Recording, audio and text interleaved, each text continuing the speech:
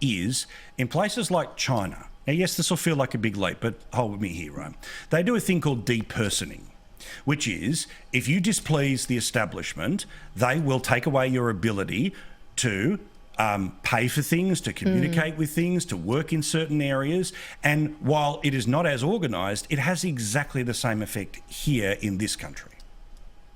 Oh, totally.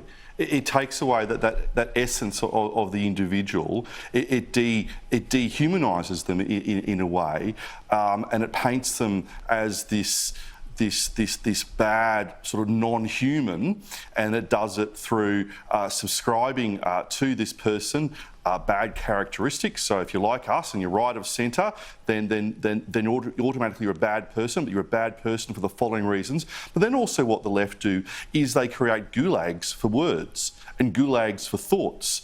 And then so the people on the right, we are dehumanised, and then anything that we believe in or say or think is locked away, and that's in the naughty corner, the naughty room. You're not allowed to go there.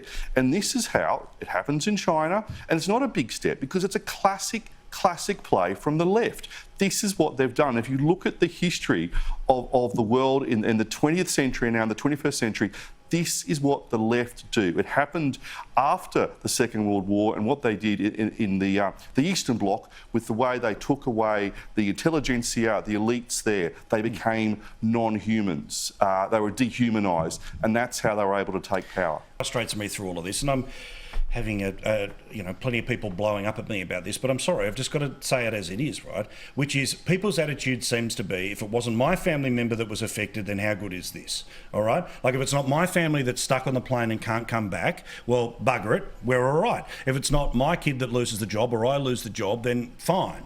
If my kids live in the other state, well, then bugger them for a few months.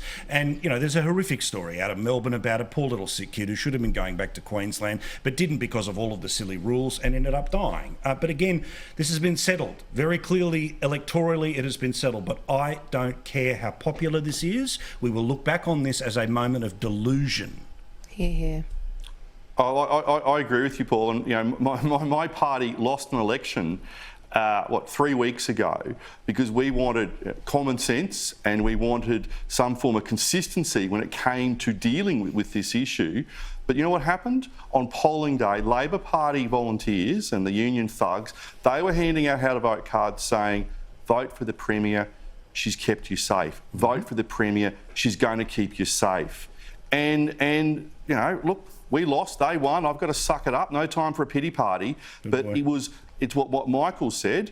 It's the governments have used this as an electoral issue to scare people, and we saw that classic example in Queensland 3 weeks ago. Is in Canberra. You got some Senate estimates, or is Parliament back? Am I not keeping attention to my diaries? What are you doing in Canberra? I've got some committee hearings coming up, so it was easier coming down on the Sunday night because planes aren't the most reliable in Australia at the moment, so it's best to get in the night before. So, may I just bitch and moan just for a bare moment here, right? We all understand the importance of social distancing, all right? We also all understand, in Victoria, the idiocy of, you don't wear it in the shop, but you wear it out of the shop, all of that stuff, right? We're flying to Darwin tomorrow, right? Looking forward to it. It's going to be a great flight.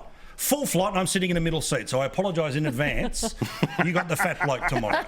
All right? That's not a quick flight. Flanked, so supposedly overside. You must be in and out of a cafe in 90 minutes, but you can sit in a tube for hours on end. That's not a pitch for me to get an upgrade. I want the people beside me to get one, all right? I'll have a whole row to myself. All right, let's get to the Greens. Now, the Greens in Queensland. Now, we've talked about this before, James. The Greens breed Greens. And I get why Jackie Trad was the great one to go after at the state election, right? But now you've got a Queensland state MP working with the lunatic local councillor to try to facilitate more ways for people to protest.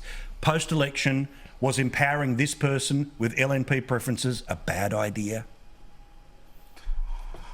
Look, you're caught between a rock and a hard place when it comes to Jackie Trad and that person. So, we had to get rid of Jackie Trad because in terms of the damage she could do within government, especially to rural and regional Queensland, was something that the party made a decision about. And the party made a decision that Labor would go last in every seat in Queensland. So let's see at the next election whether the same decision is made.